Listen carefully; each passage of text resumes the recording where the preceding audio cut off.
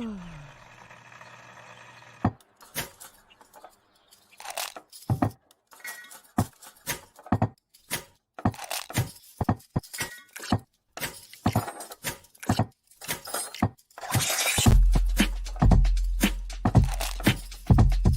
morning. Good morning. Java Delight will uplift you. Stay tuned. The show is about to begin.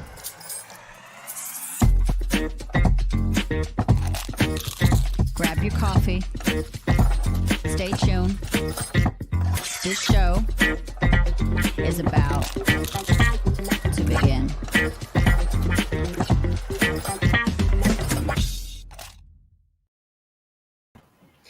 Good morrow, ladies and gentlemen. My name is Brandon Croucher. I am sitting here with the one, the only, the most beautiful woman in all of the southern African tip. She feeds the great white sharks. She dives with the dolphins. She swims with the orcas and pets giraffes with her morning coffee. Her name, Miss Ilse. How are you, sweetie? You make my life sound so fabulous. I just close my eyes and I go like, oh, that sounds so much fun. You're like, that is way better than what I'm doing. I want to go pet a giraffe. I did washing today. Hi, guys. I did washing today. And I got here like 10 minutes before the show. Yeah. So all the washing's clean, but it's not dry. So I got a crap load of wet washing that I have to hang up after the show. So it's been a morning. It's been They don't have dryers in South Africa? They do. Oh, hold on. I am so sorry. I don't mean to interrupt you.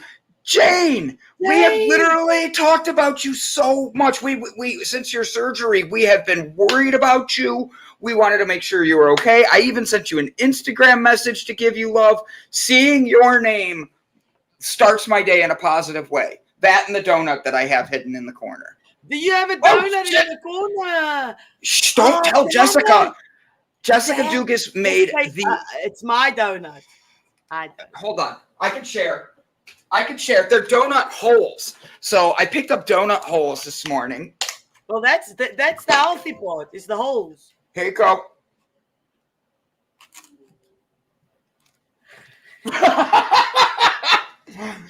Breakthrough show. Good morning, sweetie. Good to see you. Jessica made breakfast this morning, and I have to be honest, I have no idea how she does it. I'm like, so what'd you make for breakfast? She's like, why do you care? I'm like, because, and she was picking on me. We're being fun. And I'm like, because you always have interesting breakfast. She goes, grapes with potato. You ready for this? Pancakes. Sends me a picture of them. And I'm like, those look like heaven. Do you put syrup on them? And she's like, no. And you don't put syrup on pancakes. I'm like, yeah, on potato pancake. You put syrup on anything. You put syrup on anything. Let's be honest. I'm Elf. Will Ferrell's my inner soul, my inner child, I think, at times. No. Potato waffles. She didn't say, why do you care? She had no idea where I was because I started sending her screenshots of being only 150 miles from her house. And she's like, wait a minute. How are you? Or from Phil's work. And she's like, how are you that far? Only that far? And I'm like, I may be in the car. I may be at a hotel. What's funny is I set the camera up so that you'd have the clean bed behind me, not the dirty bed. And apparently I sat at the wrong spot. Oh, well. But so here's what I'm doing. I am driving down to Texas. I am picking up a puppy. And so the end of the week, you're going to get to see me with a puppy, loving on a puppy, kissing a puppy. It will be Are you driving back alone with the puppy in the car? Absolutely. Welcome to parenthood. Good luck. I have done parenthood. I've done it before. Remember, not all babies are the same. Yeah, I had horrible experiences with long drives and children. My kids think that when they're in the back seat and you're on holiday, they need to puke on everything, and that's the one thing that I cannot stand the smell of, or I want to puke, is puke. I can do anything, but I cannot stand that smell. And then they puke in my car and it's all over me and it's usually in my shirt and it's like, it's horrible. So I hope you have a good puppy. Oh, she'll be fine. Dogs are easy with me. This dog's going to be perfect. I love her. Jane says she had some serious health issues, but we're watching it closely. Jane, please know we sent you good vibes. We sent you love. We sent you positivity. We know that you're going through something. We were starting to miss you, like 100%. I literally in meetings was like, can somebody please reach out to Jane, Tokyo Bento, a couple different people, because we really wanted to make sure we connect with everybody. So Elsa, tell me, how long is that puppy staying is my question. How long is the puppy staying a puppy? It's like kids. So, well, she's actually asking it because I'm going to stop at the Dugas house over the weekend on the drive home, so that way I can spend some time with the Dugas family. Today, that's so awesome. Today I might just happen to stop by Phil Dugas's work in a onesie and be looking for the big D. I'm going to like walk around and be like, I need a big D. Where's the big D at? I need a big D. Does anybody have a big D here? I'm looking for the big D. I wonder what he'll do if you pitch up and do that. I like a video. I need to see that. I have to be honest. I'm kind of hoping that like I embarrass him, but that he laughs and knows it's all in good fun. So you know what I'm saying with that. Hi, Sherry. Brian, foods that have around are 0 calories. I love it. I like the way Brian thinks there. I agree. Especially the middle part of the donut's the best.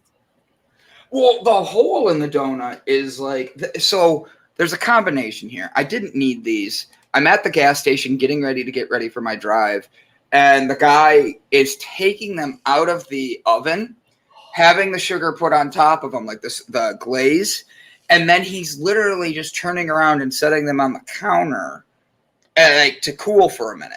And then they're going to go. I go, what's the special on those? He goes, you buy 2 for $3. I'm like, got it. 2 boxes. Got it. And I gave the other one to the front desk clerks here, just because I know they deal with crappy people all day. You know? They do. I take my hats off to retail people to deal with Karens. I saw one the other day. They called it a Brandon, and I didn't like it. No, ours is usually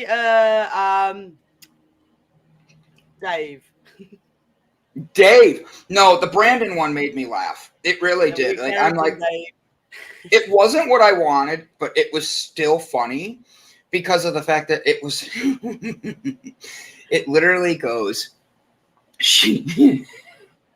Never mind. Glazed Brandon and the Big D. Sounds like a new show to me. Sounds like a reality show to me. That does sound like a reality show. And Glazed Brandon can mean 2 different things.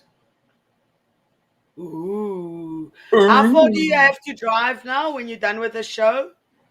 After the show, I only have to drive. Well, it depends. Guys, we're at 329 subscribers. Help us get over the 330 mark today. All right? That's one person. That means somebody has a cousin that has a friend that has a sister that's a pain in the ass that you really think needs to have some better energy in their life. Do them a favor. Say, hey. We'll sort them out. Yep, 100.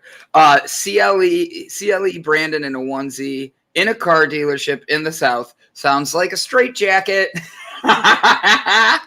Honestly, I could see that, Brett. I could. If I get arrested in Tennessee, guys, please know that I am looking for Brett Gordon, Bob. I want Bob to come get me out of jail. Oh, Sherry, I love you. You are my hero. You, Mr. Brian Tracy, Miss Jane, Mr. Brett. Now, how long is the puppy staying a puppy is my question. I don't know. Like, I'm probably gonna have to. I'm gonna have to break that puppy early, just because my family, like, they break their own rules. So I'm gonna have to break the rules to be able to, like, no, don't do this. Keep this puppy a puppy, like, or a dog. You know. So I needed to put food in me. I apologize. What, Brandon? If you are on the road of 69, that's where I am today. Brian, I know I'm on 65 headed south. I'm literally parallel to you, bro. Parallel. You're in Indiana. I'm in Kentucky. Like, for real. I'll bring you cookies on Sunday and a bar of soap on a robe. Thanks, Bob. I appreciate it. Bob's just bringing it. It's like, I'll bring you soap on rope so it doesn't fall. Right? He's like, you do not want to not have it. I thought you were not going to be training the puppy. What happened to boundaries? No, I'm only training the puppy while I'm in the car and until I move into my new place. That's the only thing. They have to follow the rules. It's like a trainer coming in, bring him powdered soap. Bite me. But like in all seriousness, no, the boundaries are there. They know that I will be teaching them how to do it. I will be watching them. And then I'm just sticking to the plan of how a dog gets trained. The dog will be learning how to be crate trained. The dog is going to be that dog is their dog. And if the dog bites somebody now, it's not my fault because it shows who you are as a dog trainer. That's where I stand with people that I trained their dogs. Bob's laughing at that. So, Ilse, I'm on this road trip, and I technically have 13 hours until I'm in Texas of driving. I drove last night for about 6.5 hours, okay? So, with the combination of both, how many hours do you think I had the radio on? Not long, because they play a bunch of shit if it's the same as South Africa. I do not listen to radio at all. I'm always on Spotify. Always. I am always on Spotify. I have never, ever, ever, ever, ever been a fan of the radio. I don't even like regular TV because of the commercials. Like, I have to change the channel. It's boring to me. And not just that, they've got like 5 songs that they put on shuffle, and then they try and convince you that they don't play this 5 songs. They've got a no repeat work day that they've got. But if you are in your car and you listen to the radio on your way before the work day starts, it plays the song. Then during the work day at work, it plays the song. And then when you're in your car on your way home, it plays the same freaking song. The same song. And then it's not even beautiful songs. It's horrible. I actually agree with you. Like, I don't listen to the radio at all, but like I did turn it on to just get an idea. And then I the weirdest thing, I turn off Spotify. I turn off the Brian is technically right because 15 minutes because your phone didn't stop ringing. Spotify is Satan's mistress. That's funny. Why? I love Spotify. That's how Satan gets you. Well, Satan can get me anytime. Satan doesn't need Spotify. I'll download it myself. Thank you. Okay, music, rebel. I cannot live without my music. Rebel without a cause over there, Miss Ilse. Take me over the world. Take me over the world, Spotify and Amazon. No, I turned everything off and I sat in silence and drove. And I did that just to have it be like me. Like, I needed to be in the quiet. I didn't want noise. I didn't want conversations. And so when I wasn't getting a phone call, I literally, like this morning, Brian and I were texting and Brett and I are texting and I'm messaging you. And the whole time I'm in the shower trying to like get ready for today because I don't like driving and then feeling all icky. Like, I need to shower. I could literally go days without showering. And then all of a sudden I drive for a few days and it's like, I need a shower. Like, I don't know what it is about it, but I sat in silence because there's a lot going on and there's a lot happening around all of us. And I just want to be able to be the best me I can be. And for me, that's sometimes just stopping everything around me and just being in the silence. And that was really essential for me yesterday. I kind of expected Brett Gordon to call me at one point in the night and just be like, hey, how you doing? And like try to like pick on me. And I didn't hear from him. So I'm like, he must be sleeping. And then this morning, the first thing out of his mouth is, man, did I sleep last night? I don't remember sleeping like 7 hours like that ever before. Icky Brandon in the shower texter. What was that? Sorry, else I interrupted you. No, I just also read Icky Brandon in the shower text. I like driving in silence, not often because sometimes my thoughts are too loud and then I put on my loud music. But some days I also need that silence, and listening to radio, it just fills your head with all the shit that's going on, and people stealing and the government not doing their work and people dying of poverty, and it's just negative, and COVID. And I've seen so many reports on TikTok because that's my news outlet. TikTok. I saw a video on TikTok. I think I sent it to Brandon that says so many people are fighting the vaccine passport. Vaccinated people, unvaccinated people. I mean, so let's see where this ends. Let's see where it goes. Let's see. If they make you get the vaccine to come here, are you going to do it? You know, I've thought about that question so many times, and the answer is 100%, because that's really something that I want to do. But I've also said that I will wait as long as possible for me to take it. If they say I need to take it a day before I fly or whatever, that is when I'll take it. So I'm not rushing to take it, because what will happen will happen. I think hi Brian. I think I vibrated the vaccine out of my life for time being, not focusing on it, because I see they're already starting. I mean, I saw a TikTok again. I'm going to say this. The guy says, have you looked at the passport? They say you shouldn't laminate it. There's more than 5 or 6 spots that needs to be filled in.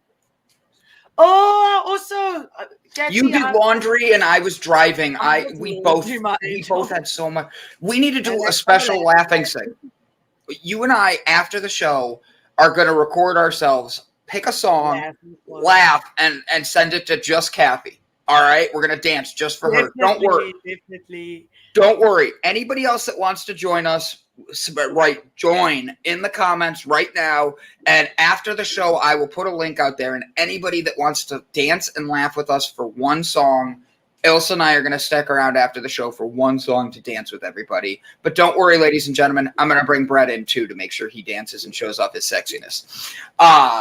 So go ahead, Ilse. I'm sorry I interrupted you. We both realized that right at the same time. I can't remember what I was busy saying. The shot, the vaccine. Oh yes, so they say on the card it already has different spots where for the new variants and all those kind of things. So I think I shared it with you. Otherwise, I shared it to my other account, so I'll definitely go and look for it. But they actually tell you not to laminate it for in case you need to write on it again. Right. I was actually laughing. I did my laundry at a friend of mine's house, the friend that's going on this spiritual trip with me. And we were actually she's going through such a big breakup and such a huge shift in her life.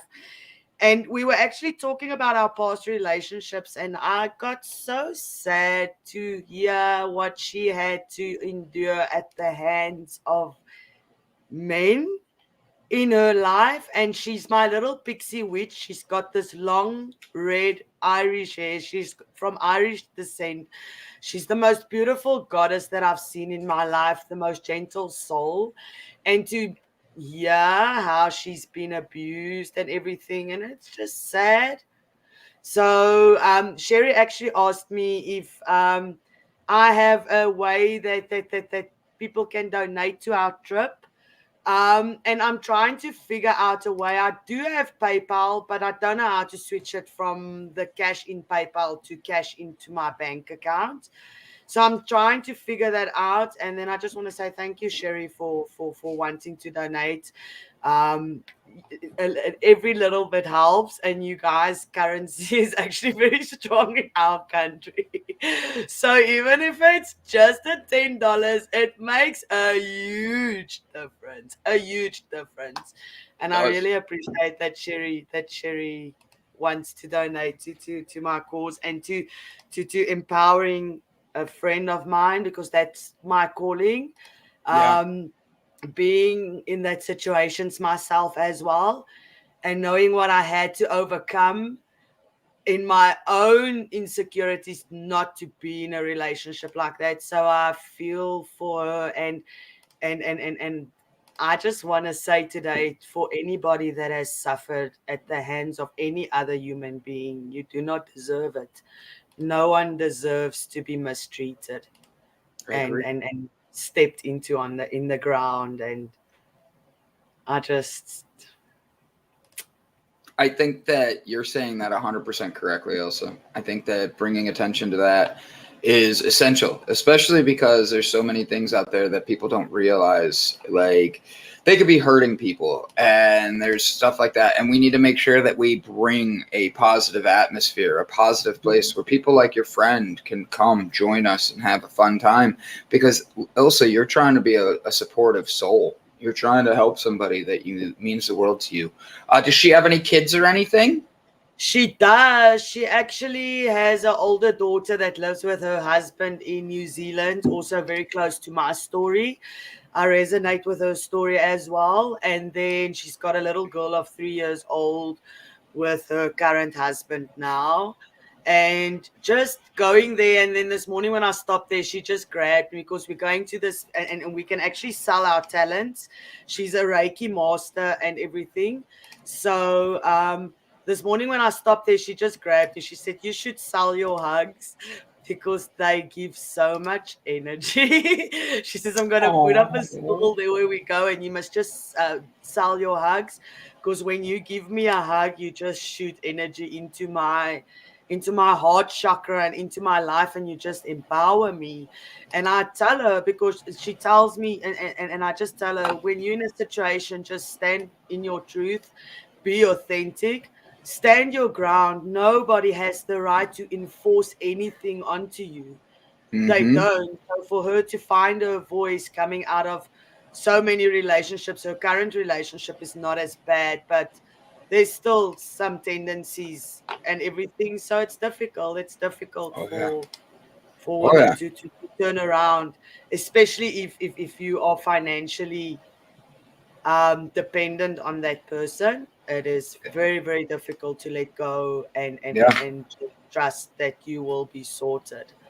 Yeah, And also 100%. comes from a very, very deep line of Christians. So it pains my heart. It pains my heart. I used to look up to Christians when I was younger.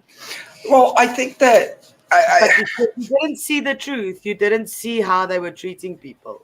But that's the thing. I want to make sure I clarify something here, because I love you. I know what you're saying, because I'm from the church too, and I had a very big anger towards the church.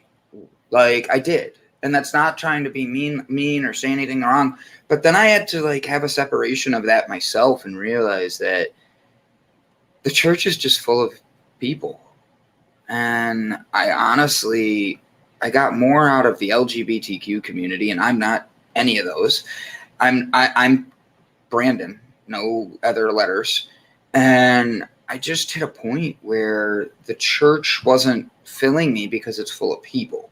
And the judgment that came from those people made me feel less of myself. So for me, it was separating myself from those things to be able to truly step out and see that there's more to this world, and maybe there is more than just that one God. So I don't get mad at them anymore. And that's from a former youth pastor. I get to a point where I say, all right, I'm going to move in a different direction and let my light shine. I like the way that you say your hugs. They light people up, because the truth is that's what I like to do. I love hugs. Like when I see Phil later today, I'm not just hugging him. I'm probably going to pick him up, just being honest. It's my first time meeting him. If he's not bigger than you, he could be bigger than me. I feel that he might be bigger than you and picks you up. He's bigger than me. Like, I think he's 6'2", and I'm only 5'10". Yeah, you know what they say, the big D. Oh, anybody over 6 feet. I would not know, but I'll let you know after I hug him. Okay. Okay, let me know. But no, in all seriousness, it's one of these things where Ilse, you're 100% right. And the love that's supposed to be emphasized through all of that is one of these things that I literally look at and I say, if that's falling short and you know you have more than that, let's show that. Let's be that example. And that's what I strive to be, because like the hugs. When you go in for a hug, do you do the one up, one down so that way it's like sideways, kind of? It all depends who it is and where they go. So this friend of mine, I call her she's my little genie. Since I've met her, I feel I must put her in a lamp and put her in my pocket so I know she's safe. And then she just wants all my wishes. As I said, she's got this beautiful red hair and this kind soul. And she's very short. So when not very short, she's almost my size, but I'm a little bit taller than her. So I'm about 5'2", and I think she's about 5. So 5'2", 5'3", I think, if I am translating that correctly, but I'm a shorty. I'm 1.58 meters. I don't know how many inches that is, but that is how tall I am. And she's shorter than me, so she'll put her arms underneath me, and then I'll just like give her a hug as tight as I can. Yeah, so it all depends on the size of the hugger. That's true. I hug people and I do the over under, so that way it's like this, depending on the person. But then as I let go, I come back and I do it the opposite way. And the reason you do that is your heart then and their heart make a cross of a heart on each other. And it's giving each other interesting little tips somebody gave me. That's and they were like, you hug as well. They say you shouldn't break a hug before 12 seconds. Because it takes about 12 seconds for your energy to be, so because you hug, your heart chakras are over each other. So a hug actually activates your heart chakra, because a hug, when somebody hugs you, you can actually feel the love and the energy. So it actually just recharges you. So after 12 seconds and longer, the charge is just so much more. So I like hugs with intention. You know, and it's like, Elsa, there's a question here for you that I'm going to dive into now. Are you ready? I am. The girls, I have got 2 pledges that's pledging with me, a girl in the house. Her name is Faithy. She's my friend. We sat on the container yesterday and we also had a talk about breast cancer again. And she says, yes, I'm still in. And she goes, what?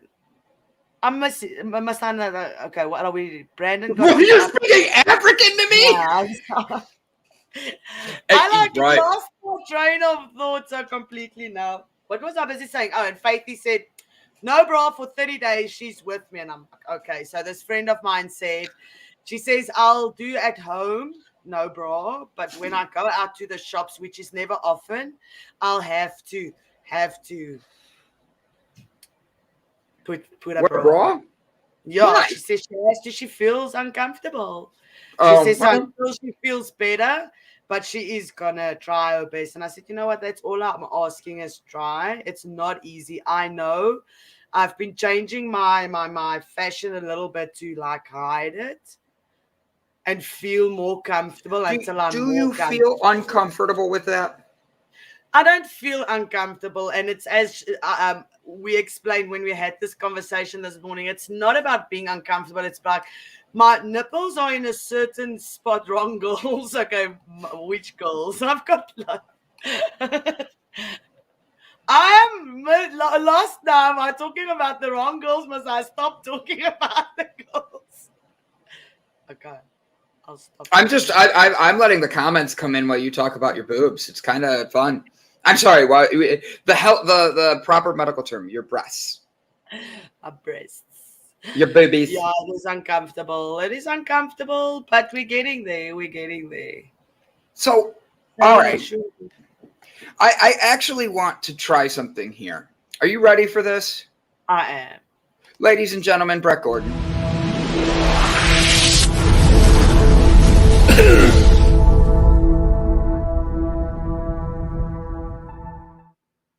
Bless you, Brett. Do you feel good? Yes, and I chose not to wear my bra today either. Thank you. Free the Thank man you boobies. So if we're doing WOW tomorrow, whip them out Wednesdays to bring all the attention to breast cancer awareness, where it's going, and why bras are bad. Good morning, Jay Bird. Good to see you, my friend. Ilse, do you know what your interesting fact is going to be to teach us tomorrow? Yes, I do. And Don't tell us. About it. Then I'm going to have to find a new interesting fact. So please, I only want to do homework once a week. Don't tell us. I look forward to it because learning about the breast cancer thing is going to be essential. But I think the reason I wanted to bring Brett in here is, Brett, as leaders, as men, you and I are dudes. We like boobs in every sort of size, color, shape, make, right? But the thing is to show support here and show that there actually is a pandemic, a situation that we want to bring attention to. Sorry about that word. Being a man and being a leader in this is very difficult because we have a totally different perception. How can we be leaders that also support our female counterparts without coming off as creepy? And I'm asking that as you as the leadership coach, but Ilse as well, because that is a very sensitive topic for some women. And for others, it's like, here's my tatas. Like, I want to make sure that we take it serious, but also have the fun that we're having with it. So that way everybody feels included. Well, I think that, one of the challenges that we have is that the human animal is an animal. Correct. And as an animal, there are certain things that are just naturally something that people, you're attracted to in one way or another. So to just like tell people you shouldn't be or can't be attracted or focused on certain things gets to be very challenging. Correct. Because there's just a natural aspect to that. Now, to take that to to a level where you're starting to be, you definitely stay away from the touchy-feely things. You definitely don't.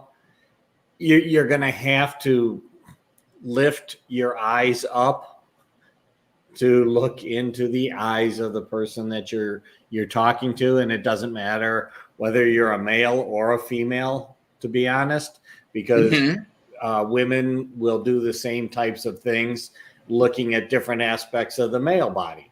So it's something that we have to acknowledge, and yet something that we have to try to refocus to whatever it is that we're trying to accomplish.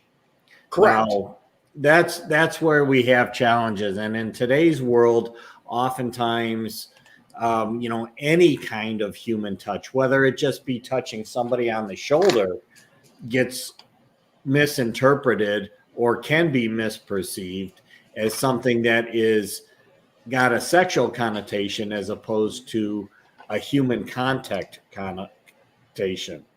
And losing the human contact, I think, is one of the biggest challenges that we have as a human race.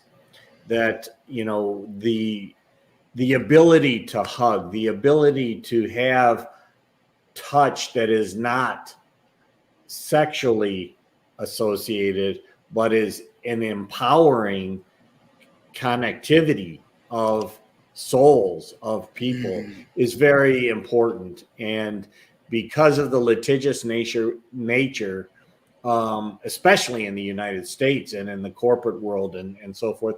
I mean, I was in the military, so from the very beginning of officer training school, we became highly sensitized to any kind of human contact that was inappropriate, and we in uniform were told, no PDA, no public displays of affection. How are you with PDA, Brett? And this is a random question, but it goes along with where we're going because, I was at a wedding on Sunday, and being brutally honest, the dresses were low cut. It was a wedding. and the one girl bent over, and this is why I thought of it, is she bends over and you could see everything if you wanted. And as a man, I wanted to be like, how you doing? But I knew that was inappropriate. So once I noticed that I could see down her shirt, I casually looked away and did other things to be respectful. And it's not that I don't want to see anything. It's just being respectful. But as a man, it's one of these things where, well, this is where you had a point, and I totally lost my. I totally wanted to make a different run point. into Sorry. a lot of different interpretations and different perceptions of things, right? I mean, are we expecting women to wear, the prudish, high-collared thing so that nothing shows?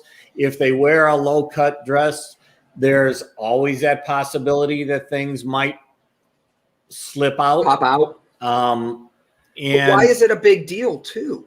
Like we made it out to be like almost a big deal in the puritanical Western viewpoint than it is in other cultures. Old beliefs. People get taught to sexualize women because you get dads that sexualize women, and that's how the sons learn how to do that. That is all that. Well, we learned that all of them. No, I'm not saying all of them. Please, if I ever say something, it's not all of them. It's just what I've experienced before, and I think that a lot of people get taught, like they get taught racism, they get taught to sexualize, and think they have a say over somebody else's body and the way that person dresses. So, Brett. I read the Bob comment. I agree with what you're saying to a point. I also think that there's a point where it's been sexualized through marketing, sexualized through TV, sexualized through news, sexualized through all these other things, where we're also seeing a disconnect with fathers in the household. Like they're not there as much. So it's that respect factor that's there that isn't being shown as much. And then it's on top of that, the additive of media. Like at 12 years old now, you're getting almost 1 billion things of marketing that have hit you already. And that's a lot more than my grandma established. That's a lot more than even I saw. And to have that coming at you in such drastic ways with marketing, from your cell phone to your radio to everything you can think of. I can't imagine being a 12-year-old today with the way things are objectified. But then on top of that, how do you create that balance? Because everybody wants to be their own individual self. And there's some people that are like, let me wear what I want. And then there's others that are like, you need to not even show the wrist or the ankles because the ankles are just too sexy. And I understand. I have cankles. Trust me. I get it. Well, again, it has a lot to do with culture. It has a lot to do with hyper sensitivity of what is being focused on.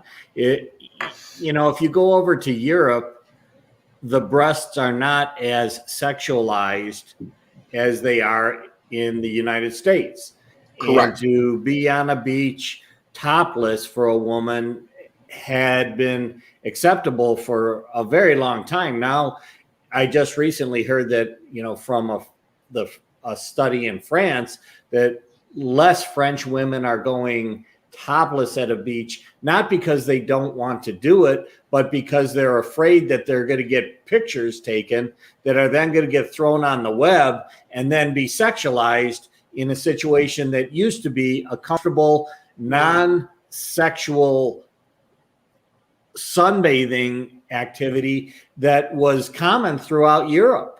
Now, The United States has got this bullshit puritanical thing, which has made it absolutely ludicrous in terms of the hypersensitivity to the sexualization of natural body parts.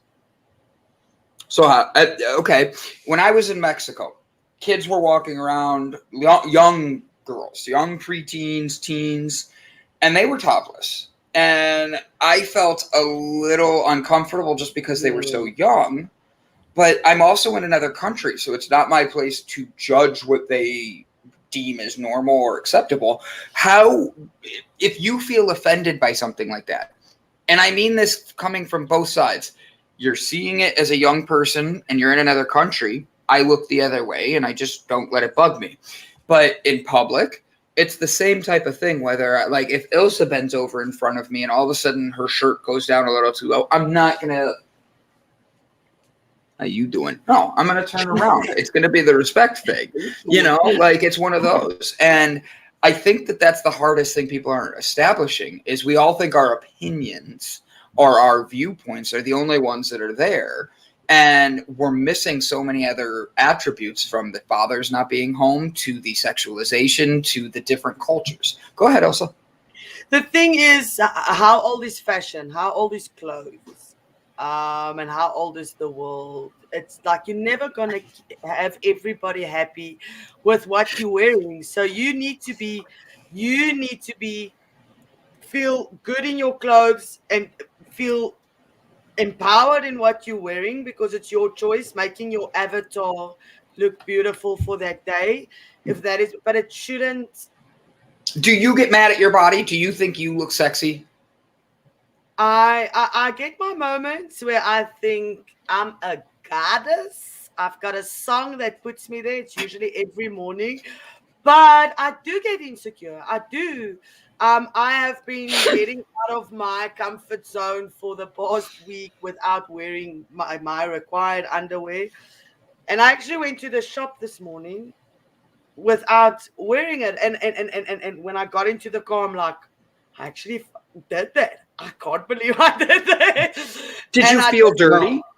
No, I just felt weird. And the first thing I thought is, what are these people thinking? And then I just had to say to myself, you know what? Who cares? Yeah. Who cares? There's nothing.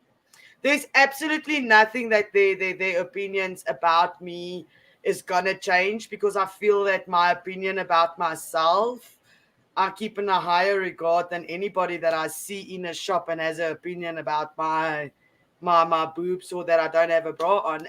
But my friend actually says you can't even see it.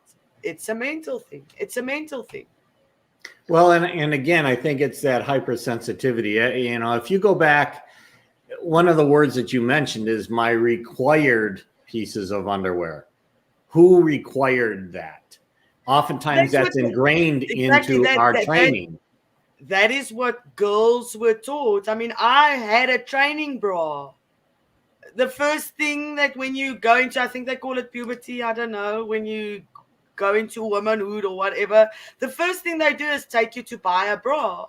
And that is what you get taught. And their parents got taught that, and their parents got taught that, and their parents got taught that. And it's cycles and cycles of people telling you. But yet, Adam and Eve were born naked or were created naked. I mean, they were naked. There was no signs of any clothes. Do you want to say naked one more time? In the Bible, did it say that Eve had a plaited shirt with a bra that keep their bosoms upright so that Adam can feel better about himself? Nowhere in the Bible does it say that. And that's the reason I think from the first sentence, the Bible just actually, like in a way for me, take power away from women. It takes power away from women and teaches them to actually submit. And I think the Bible does that on both sides, but I know what you're saying because they want you to fall in line and stick to the rules. Like there's someone in charge and they're the blessed one because they're the closest to God and you follow the rules. But as a leader through all of this, because the three of us are the leaders, and I'm saying that because we're the three having the conversation. Every single person watching is a leader in this. It's one of these things, like I think Sarah makes a good point here. They're not even allowed to wear tank tops in schools anymore because the boys and all that. And I literally have had conversations with people. I had a conversation the other day. A friend of mine has a 14-year-old daughter, and she's like, she got an in-school suspension for wearing a tank top. And I'm like, wait, what? why? And she's like, because it was distracting to the boys. And I'm like, but that's not fair to her. It's teaching her to object. Not her job. Yes, it's not her job to keep young boys in line. And that's it. Exactly. It also then it tears down her self-confidence, and then on top of it, it de-shames her body to make her think like, I have to cover this up. And I also sit there and say the boys need to be held to a higher standard. If they're not focusing in class and the teacher sees them being like, you can't get them to like completely snap out of it, guess what? Call them out. Hey, Brandon. Teach them. And that's what they're there for. Like, and it's not objectify the men. It's not put the young boys in their place, but it's treat them to be everybody equal. It's treat them to have that same respect. Brett goes to class without pants on. Everybody's going to see why his nickname's Tripod. But that does not mean... No, Shorty. I compliment you and you insult you. I love you. But like my thing is, you go and you do those things. Brett's not going to be allowed to go with no pants on. And it's only because that's a private area, just like Ilse, just like me.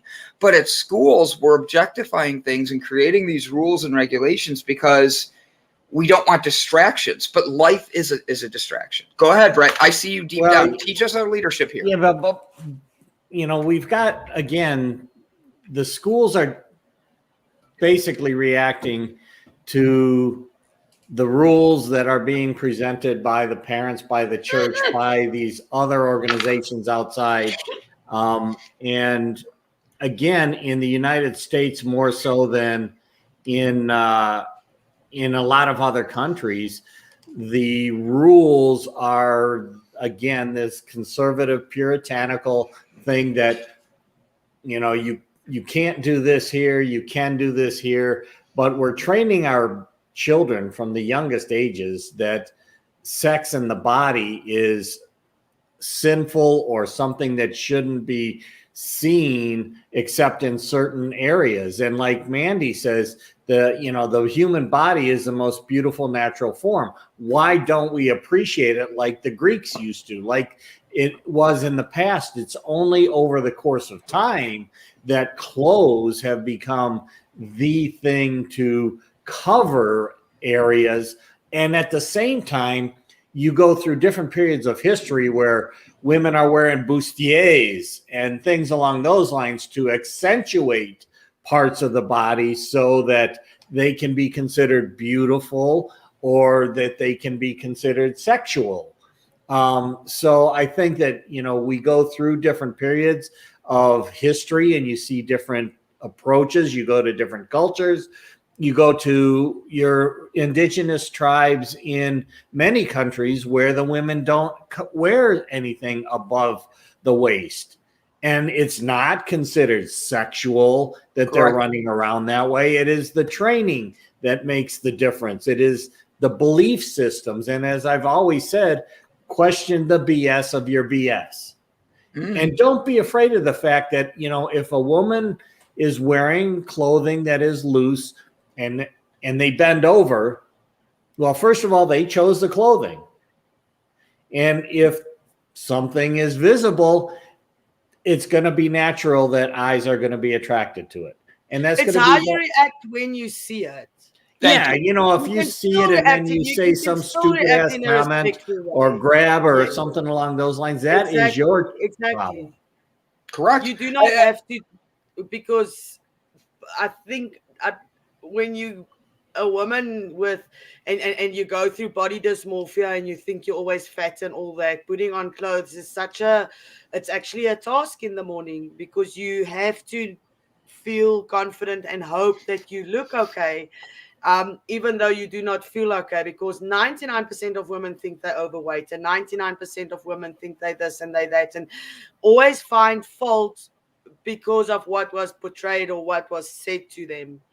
And if you see that, just react in a respectful way, or do not react at all. If you see it, keep it to yourself. The universe gave you to see something. Just don't share it with everybody or make fun of it or make somebody feel like insecure or anything about what they're wearing. And you know, I think Ilse, you brought something up that is very important too, and that is, you know, how are we now trained to look at our bodies? If and consider our bodies. If you go back into history and you look at some of the paintings of Michelangelo, or you look at the statues of the Greeks, the body size and proportions are completely different and yet considered to be beautiful for the time. And in fact, skinny at one time was considered to be ugly. Correct. So why is it today that this kind of this is the media, this is the way that man has intentionally changed what is considered to be proper and what is considered to be beautiful. And yet, even in today's society, there are those that believe that those that are bigger, are more voluptuous, are prettier. But it is not what you see on TV. It is not what you are seeing in the Vogue magazines. And this is where we've kind of really modified through very similar means that they're using for COVID today, modifying people's behaviors and modifying people's beliefs by what you're constantly inundated with on TV, what you're constantly inundated with through media, be it social or mass media. And that is what's created a big problem today, along with the litigious nature of the United States, where we have 75% of the lawyers in the world are here in the United States. Does that tell you that there's some bullshit going on? And then you get this litigiousness that goes on throughout corporate America as well as in private America. And a lot of that also reinforces or tries to take advantage of these beliefs that are really literally man-made. Correct. True. Brett, you're on fire today, buddy. You're on fire. Your leadership, and it's an important topic. We're talking about a topic that, like, honestly has a lot of emotion behind it, with a lot of connections for everybody, from what we should wear to what history has to how we're even brought up. But I think that the biggest thing to remember through all of this is that we are all individuals. And when you do casually, if somebody's wearing something where they know it's low cut and all of a sudden you see something, don't stare, don't ask to touch, don't follow them around trying to see it again. That's all creepy as hell. But bringing attention to these things is essential. As a male, I know I make many mistakes all the time, and I had to learn, you don't stare when you do see something like that. As a kid, you're kind of like, well, if we weren't sensitized to it, we wouldn't be doing that kind of staring. But when something becomes forbidden, what do? You are attracted to it. That's where we run into the problem. That's also in the Bible. Don't eat the forbidden fruit. And what did they do? Eat the forbidden fruit. Because you're not allowed to do it, and your brain says, but why? That's right. Why? Right. You know, I agree with CK in that, you know, I don't want to see everybody running around naked, but that doesn't mean that those that choose to wear different things can't.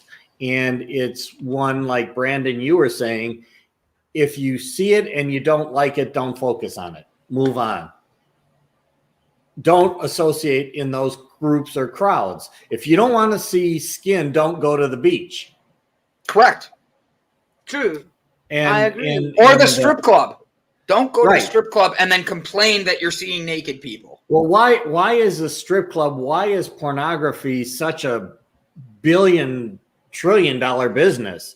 Because it's the forbiddenness of a lot of this that is the attraction, that is why people are paying money to see it. Correct. So I think that we really need to reevaluate, you know, how we're training ourselves, our children, and how religions are doing it. And if you want to take it, you know, to the kind of the nth degree, look at the way that, you know, the classical Taliban type view is of women's bodies, and that they should be covered from head to toe, not even really being able to see their eyes because they've got essentially a shield over them all the way down to the toes. The only thing you do see is the hands, and you don't want to see anything above the hand, the wrist, those types of things. You know, that's a whole different level that they've taken to, if you know, that's a different level of objectification, in my opinion, of a woman's body. If you completely forbid any part of it to be seen, are you not objectifying the woman's body in a different way? That's a very good point. That's a very good point. But Jaybird's got a point there, because you can see anything on the internet. You can see Correct. anything. And on TikTok, sometimes I look at that account and think, how do you have so many followers? Because they show their butts. But there's people that are going to follow that, and there's people that are not going to follow that. So let everybody just follow whatever they want to follow. I mean, just because somebody says that they're a leadership coach and that they're doing their leadership training in the nude and they've got a ton of followers, that's not necessarily that they're following them because of their leadership training. They're following them because they've got people that are focusing on their body. And those types of things happen. I've seen leadership people out there that, you know, when they do their podcasts, they're at the beach with a low-cut swimsuit on and everything else, and you're questioning, you know, what are you actually selling or promoting? Right. I agree. So, Brett, for today's leadership stuff, while we're diving into this, it's about understanding yourself, I think. It's about understanding and respecting others' boundaries. It's, if you don't like something, that means you don't like it, turn away. If you do like something, act like you're at the art museum. No touch. Like, and in the corporate environment, it becomes very difficult because there's just a ton of people that are forced to associate for the job, and therefore you need to come to some level of balance without overreacting. Correct. I agree. So Elsa, tell us who we're going to learn about and who we're going to be meeting today. Our guest, Mr. Gerald. She's smiling so big. And then Brett, tell us anything you want to teach us before you go and I hit the button to go into our commercial break. And if the guest doesn't show up before that, guess what? We're going to have some fun talking to Brett more about this stuff and learn more leadership styles. You want me to read quickly? You can read slowly if you want. It's up to you. I will read very slowly, so that the people in the back can also understand. Slowly but loudly. Brett, this is for you. I'm going slowly for Brett, seeing that he's the oldest. Do it slowly for me. Yeah, Brett got to turn his hearing aid on. We will be interviewing our special guest, Gerard Long. So it's Long, but that's how you spell Long. Lang in Afrikaans as well. So it's got two meanings there, some piece of useless information. On October 26, 2019, Gerard died for 30 minutes. Miraculously, he came back to life with a sense of divine calling to write a book, to share the things that he has learned in a season of catastrophic suffering. The suicide of his youngest son and the tragic death of his beautiful daughter, Gerard offers invaluable advice on how to journey through suffering. He is providing comfort and help to thousands of people online and face-to-face. Gerard covers a variety of topics in his book and is open to talk about them. How to journey through suffering, how to find God's plan or purpose for your life, how to triumph in the fight of faith, and how to triumph in your marriage when all seems lost. And that's it. That is very interesting. I can't wait. I hope he comes. Yeah. I was like, he's in the background while you read it. Perfect timing. I did not see. I'm so excited. So, Brett, do you have anything to add today, or do you want me to go into the sponsors?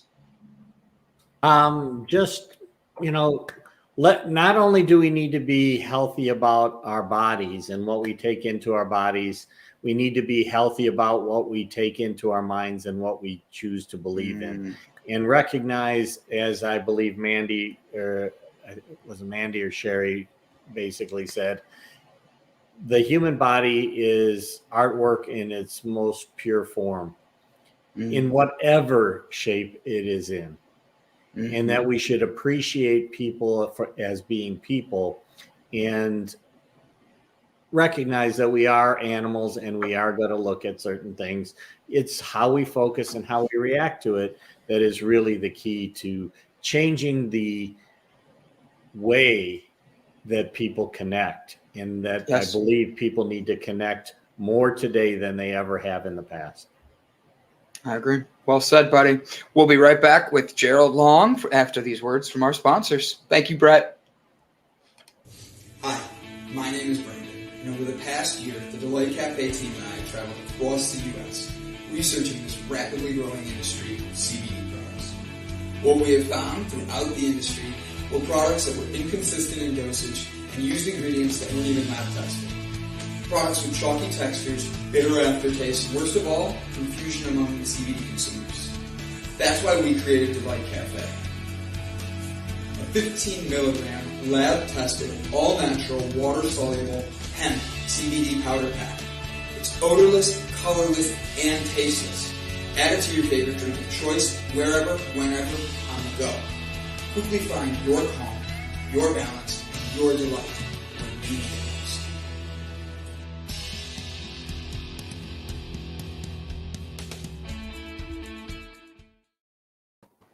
And we're back, ladies and gentlemen. Super excited that we're all here today. And we are very honored, very blessed, very grateful he is here today. Mr. Gerard Long. The cheering in the back. I love it. So, Mr. Long, Mr. Gerard, how are you today? And thank you for joining us. Yeah, I'm great. Thanks, Brandon. And hi, Lisa. Great to be with you. It's an honor to be having a chat with you today. Thank you. I am grateful. So I'm sorry, you have a very emotionally, powerfully driven story. I read your bio this morning, getting ready last night to interview you, and I'm sitting here going, wow, he's gonna bring some really interesting knowledge. Like, you were dead for 30 minutes and you came back, and then what a heartful story about your son and all that. Like, can you tell us about how your strength and all about Gerald? Teach us how you've become such an amazing leader. But it is a bizarre story. My wife Jeannie and I can hardly believe it ourselves, to be honest. You know, we have to pinch ourselves to think this is so strange, really. But we feel a calling. That's the only way we can describe. We feel a calling in it. And so let me start with the cardiac arrest, because that's what led to writing the book. And I felt that I needed to share the things that I'd learned in this period of catastrophic suffering. So it was the 26th of October, 2019, and I've been invited with some South African friends, actually, Lisa, to go around and watch the semi-final of the Rugby World Cup between England and the mighty All Blacks, the New Zealand. And because it was being streamed live from Tokyo, it was 1 a.m. in the morning. I was living in Malibu at the time, and 1 a.m. in the morning. And so I would normally never leave home at that time. As it turned out, if I hadn't have gone, my wife would have found me dead in the morning. But anyway, I went round there, and early on, England scored an amazing try 2 minutes in, and my friends looked over to me, expecting me to be exuberant with celebrating. And I was just still in the chair, and they couldn't. They thought to start with it was a seizure, and then it was every step was just a miracle, because one of the young guys looked up my symptoms and said, "No, that's not a seizure. That's a cardiac arrest." So they'd already rang 911 and they said it's a seizure, which is not the highest priority for 911. Cardiac arrest is. That's the most top line. So they rang them back. In the meantime, one of these young guys, I was sort of mentoring this young guy. He sort of had a download. He says it was like a download from God. He'd never done CPR in his life before, and he just got this instructions to start pumping my chest. And he did 30 pumps on the chest and then 2 mouth to mouth. It's a funny little side story because he said to my wife later on, he said, I've been intimate with your husband. He said. So in the midst of the trauma. So anyway, there I am on the ground and flatlined, no pulse, no breathing. The LAD, which is the main artery to the heart, had blocked 100%. They call it the widowmaker, actually.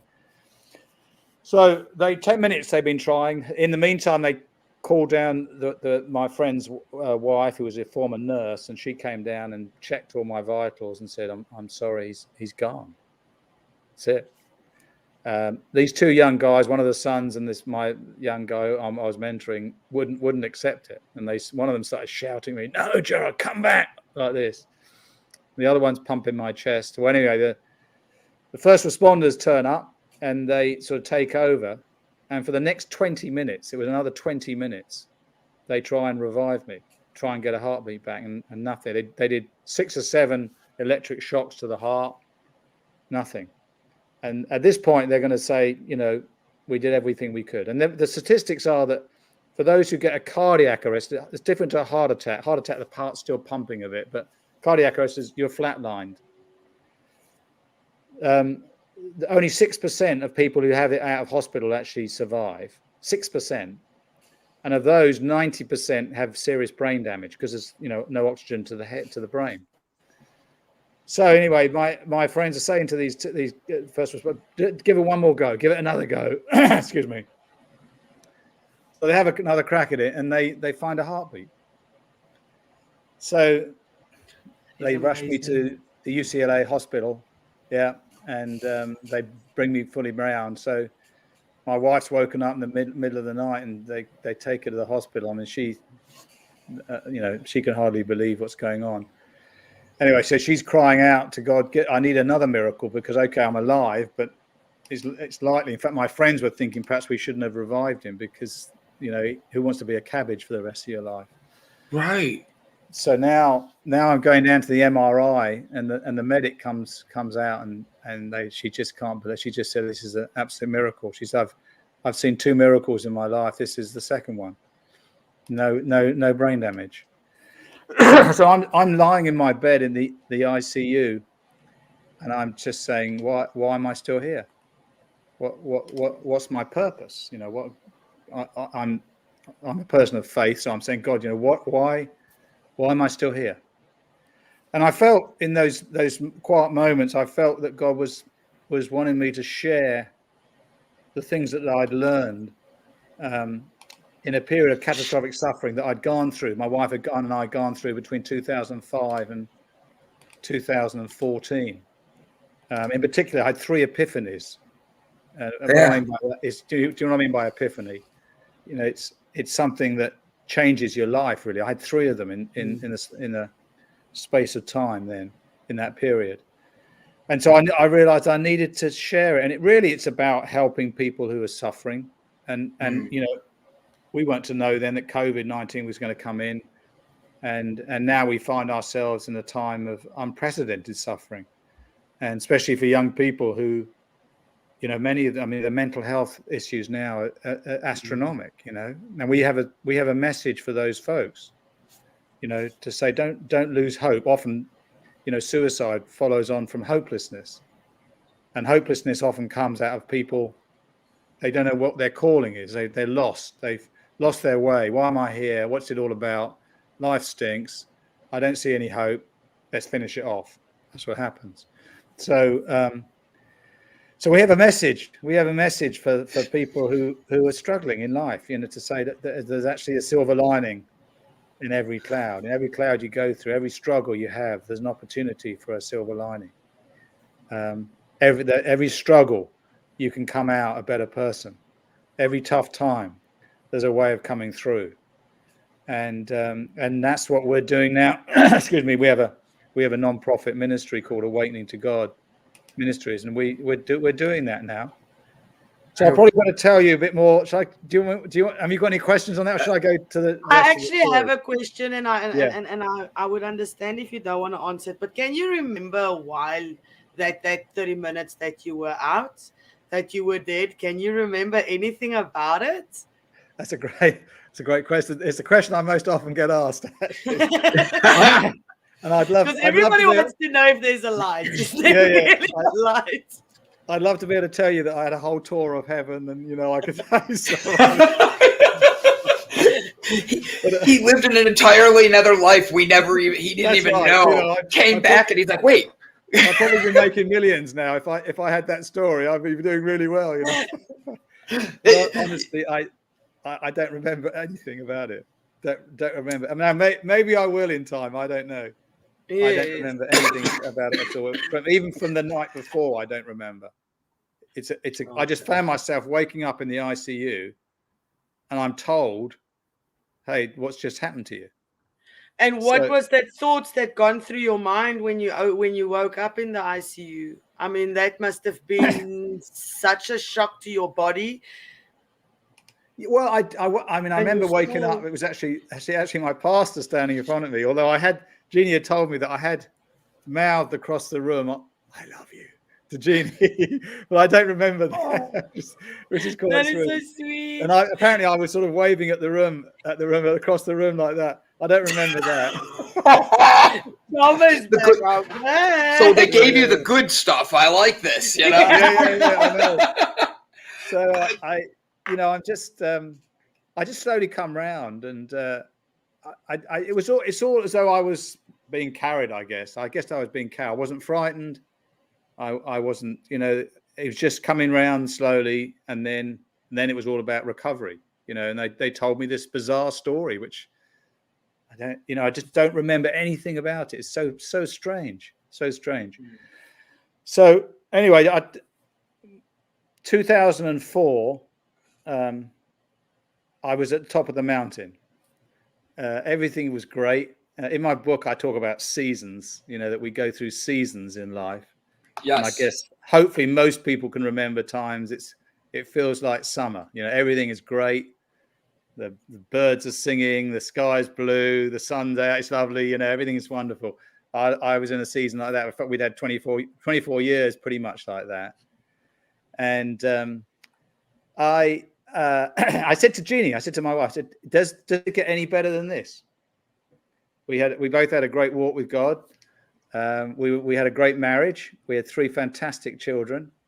I was an expat international banker with HSBC, earning a lot of money, in a great house, in a great church, and seeing people's lives being transformed. These are coming around to our home. We were doing a thing called Alpha, teaching people about Jesus and his teachings. But it's not religious. It's very, very relaxed how it's done.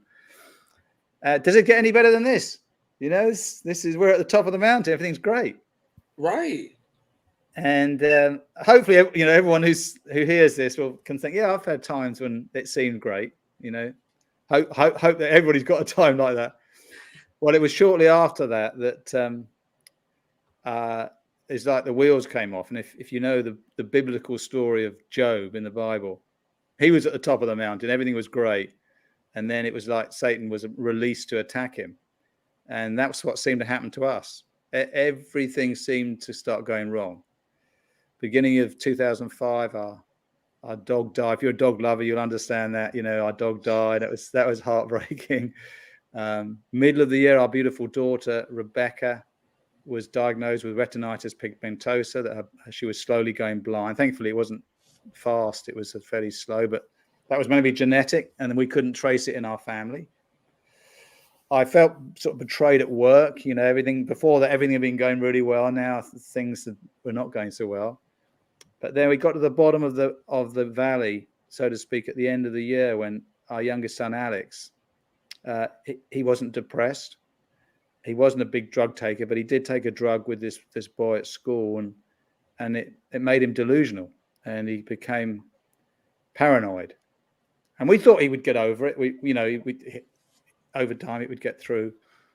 But on the 8th of November, 2005, he went out and he committed suicide. So our world fell apart, and from what a contrast from before. And my wife, my precious wife, she's ex-ballerina. She's not tough, so to speak. She's a fairly slight lady, Jeannie, beautiful. She went from shock to horror to anger to hatred. The horrible thing with suicide is that you blame. Why didn't we stop it? Why didn't we see this happening? And so Jeannie was blaming herself. She hated herself for that. She blamed me, and she hated me for it. Why did you bring us to America? Because probably tell from the accent, I'm not from Chicago. I'm from the UK. So we'd come over with the bank, on a work thing. And she hated God, and then she lost her faith for 2 years. She couldn't reconcile how a loving God could have allowed this to happen. That's a fair. It's an easy thing to ask. It's a reasonable question. Yeah. And that's one of the reasons, most recent reason people lose their faith is because of suffering, or people don't come to faith. How can a loving God allow all the suffering in the world? It's a big question. So it was those 2 years was an absolute nightmare. And she wanted to leave me. She was looking for ways to leave me. 19 out of 20 marriages can fail after suicide of a child. It's just the agony is just too much. So the only way I got through in those days, I used to get up in the middle of the night. I was sort of working. I started working for Alpha USA actually at the time. But I used to get up in the middle of the night, and I used to go down to my study, and I literally used to cry until I had no more tears left to cry. And I was totally broken. And I'd cry out to God. And thankfully, I didn't turn away from it. I did have a moment where I said, "Why? Well, God, why? I thought you were my friend. Why have you allowed this to happen?" I don't believe God ever causes evil, but I believe, like with the story of Job, sometimes he permits it for a bigger eternal plan and purpose. I had a season like that, but otherwise, it was okay. Like, just help me get through this. And it was in that time when I was at my lowest point that I had these 3 epiphanies. And the first one was the fact that God sees and God cares about every bit of suffering in this world. And it sort of came to me in this moment of brokenness where I felt I felt an arm around me, and it was so real. I looked up because I was down like this, I used to go just pouring out my heart and soul, and I looked around to see who was there, and there was no one physically there, but it was as though Jesus was there, so to speak, and I guess the Holy Spirit was making him real to me. But the thing that really struck me was that he was weeping with me. He was crying with me, and it came home to me how much God hates suffering in those times, and how much his heart breaks for every bit of suffering in this world. He sees it all, of course. He sees it all. He sees what's going on behind closed doors. He sees all the brokenness. He sees the hunger, the suffering, all of it. And people say, "Well, why doesn't he stop it? If he's God, why doesn't he stop it all?" And the answer is he is going to. There will be a time, I believe, and this is my faith. I'm talking from my faith now. And what the Bible teaches, that there is a time when Jesus is going to come back and he's going to put all things right. Or he's going to make all things beautiful. Again, I believe that. But for now, it's like this is a time of decision. We have this time. Relative to eternity, it's a really short time. We have a time of decision where the people are going to accept Jesus, accept God, and allow him to be God in their lives. In other words, to be number one, or to say, no, I want to be God. People don't say that, although my father-in-law used to say that. I used to share my faith with him. He'd say, "Not listening," he'd say, "I am my God," he said. And that's, and that's how a lot of people If they don't say it, they live it. You know, I'm not. Don't ever tell me whether I am God. I'll do whatever I want to do. That's a decision. If they want to do that, that's a decision they have to you know, if they want to take that. And it's a decision for now, but for eternity. So there's a time, the Bible says that God doesn't want anyone to perish. So now we have this paradox, because on the one hand, God's heart is broken with all the suffering and he wants to bring it to an end. On the other hand, every day is another day for people to come to faith and come to be in a relationship with God for eternity. If that makes sense. So I got it. I understood that, and I sort of felt somehow that God wanted me to help relieve his pain by reaching out to the suffering, to help the suffering, with the comfort he was giving me. The second epiphany was linked to that, was the epiphany of eternity. It's sort of because we people of faith, we talk about heaven, talk about eternal things, but it really came so real to me, so real to me, that this life is just a breath relative to eternity. I know when we're in it, it always seems so huge and there's issues, and that's right, it's true. But relative to eternity, which goes on forever, it really is a snap of a finger. It's a blink of an eye.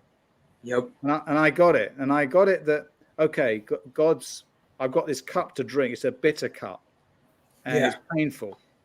And yet when I look through the Bible, I don't see anyone who didn't suffer. Everybody suffered in some form or other who God used. And of course, at the center of the Christian faith is Jesus, who had the most horrific death you could imagine, being tortured to death on a cross. You can't beat that. You know, it's horrific. And yet out of it came good. Out of it came so much good. And so I could see, okay, God, this is painful, but I believe you're going to turn it around for good. And so I sort of got the eternal perspective, and it flipped everything. It turned everything upside down. Whereas before, it made no sense that he would allow Alex to pass. Alex is in heaven now. I am going to see him again. Suicide is not the unforgiven sin. No, that I believe that Jesus has made a way for every sin, including suicide, to be forgiven. So I'm going to see Alex again. It's going to be great. But for now, I miss him. And it's painful. Every day it's painful because I miss him. I think... Jump in, by the way, anytime you want to ask a question. No, I think me and Brandon can relate to having a huge loss in our lives in the past year, almost year and a half. I have lost a lot of people have lost people during the COVID, but like sudden, because it's when people are ill and you expect that, it's not such a huge shock to your body than it is when you just suddenly out of the blue get a call and you were like, but I thought I was going to see you tomorrow. That just pulled out of your life so completely and everything. And the fact that you say that it does affect marriages and stuff. How did you get your marriage back on track with this? Because I think there's a lot of people, out there that are struggling with death from the COVID. And actually, can I jump in on that really quick? Yes, please do. You say how to triumph in your marriage when all seems lost. And I think that you and your wife have been through a lot of different areas where there's a lot of triumph, but there was a lot of trials. How did you stay a man of leadership? How did you stay a man of faith? Because it could have been very easy for you to turn around and be like, I'm out, and leave. And you stood tall, you stood strong, and you stood in your foundation. Why? Yeah.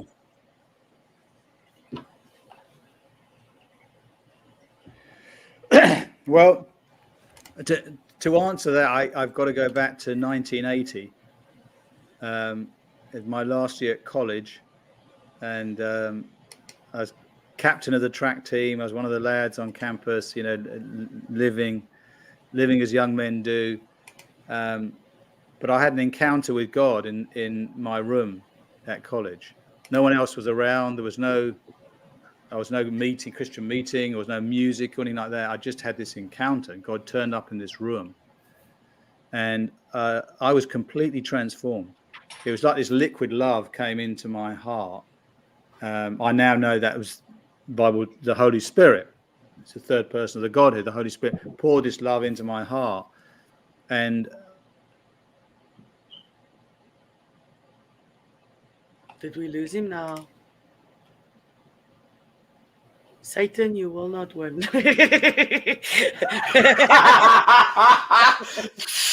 I did not expect that from you in any way. Let's just, while we see if, and then we'll remove that guy. There we go. there you go. There you go. Did your coffee die? Right when the signal went out, Ilse's like, not today, Satan.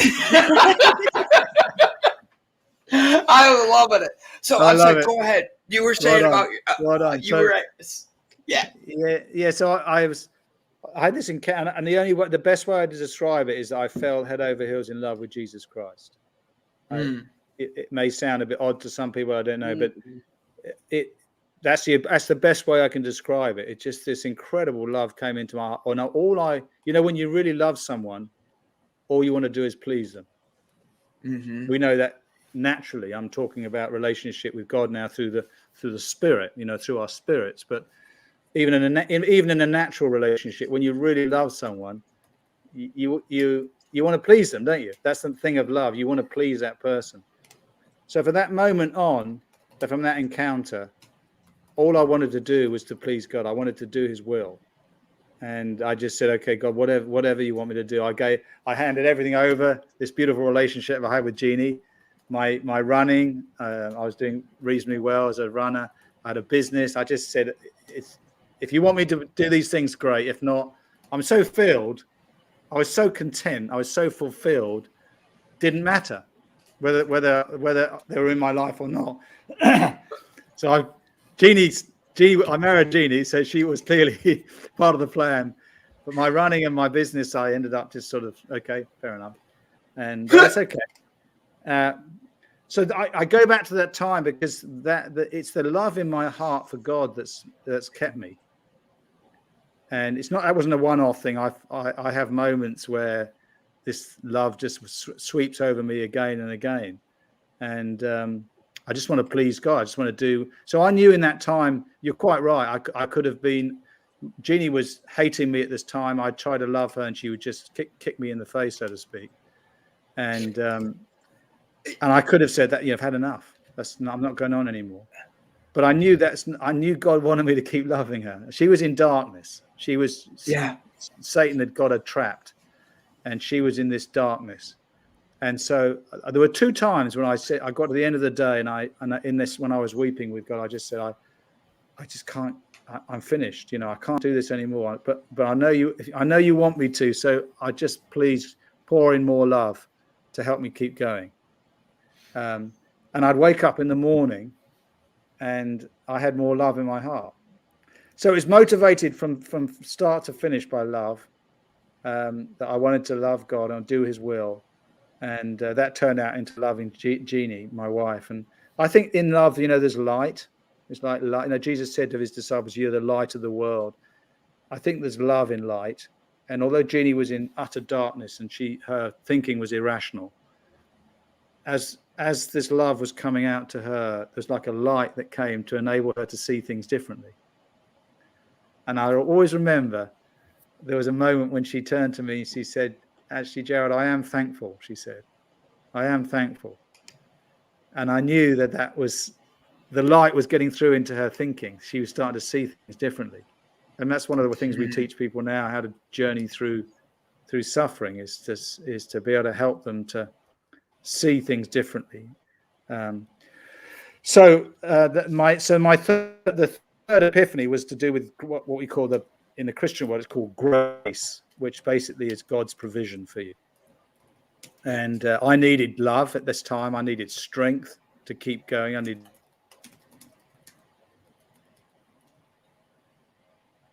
Not today, Satan. Not today. Satan, you are not invited. Yes, amen, amen. I agree with that. I agree with that. Just So move over, please. We're yes, get busy. away. Yeah, please. So the grace, I just got it about grace, you know, and one of my favorite verses at that time was Hebrews 4:16, where it says, "We go boldly to the throne of grace, Amen. to Yes, receive I know where you're mercy and going. find grace to help us in time of need." In other words, whatever we're needing, whether it's more strength, whether it's finances, whether it's wisdom, we always need more love. We can come to God and say, "Help." It's a good prayer. One of the best prayers is help. I need some help down here. Where are you, God? You know, you look at the psalmist, David, he was dead honest. And I think God wants us to be dead honest with him and say, look, I'm struggling. I'm struggling. And I say that to him too. I'm feeling discouraged and disappointed, you know, whatever it might be. I feel that he's in And any he comes case by the only Holy Spirit. The person. Holy Spirit has been left here to help Yes. us. He's a helper. The thing is, you can try and lie to him in any case. It's not going to work, because that's why they say there's three sides to a story: your side, my side, and the truth. Because only the God within knows why you made certain decisions in your life to further your own, and if it comes from a place of malice and to hurt people, or if it's coming from a place to save yourself.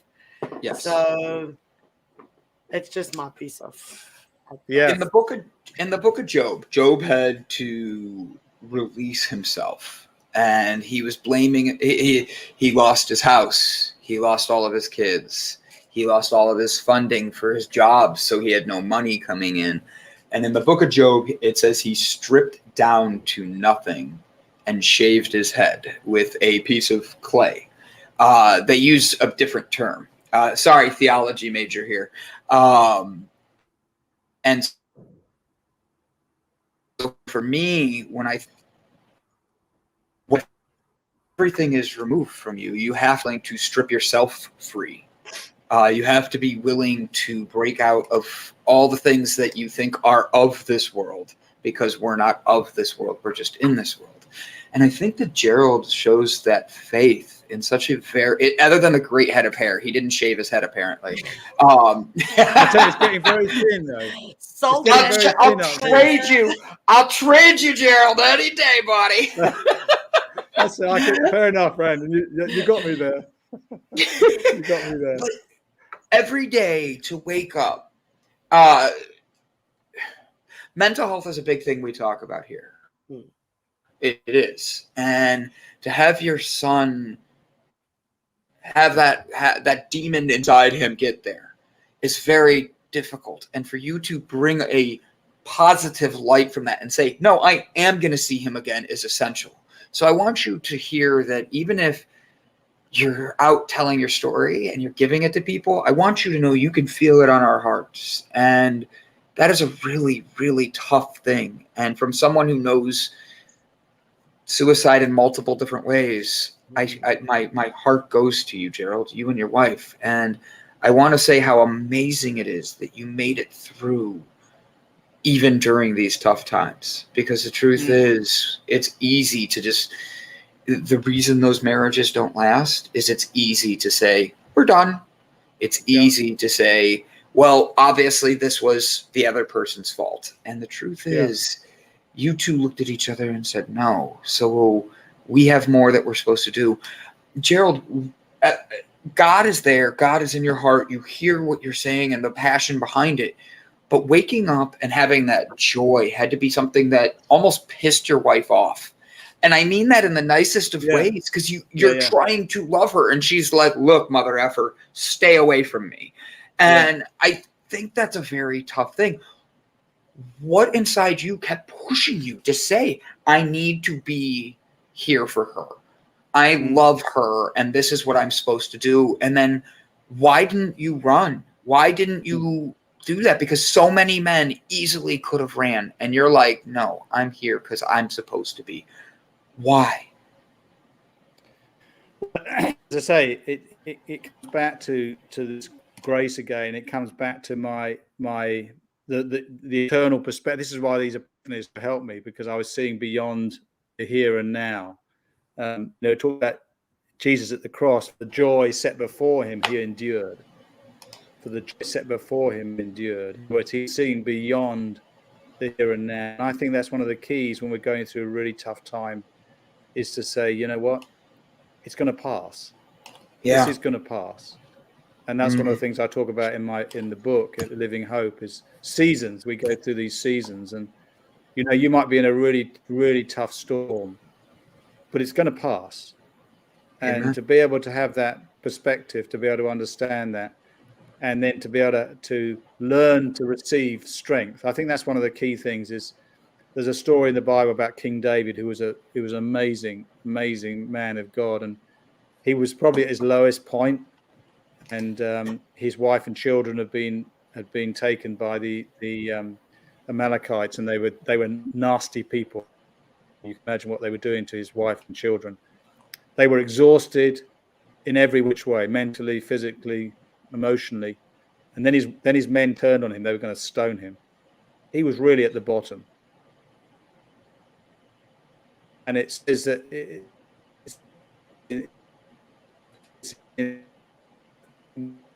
Samuel and himself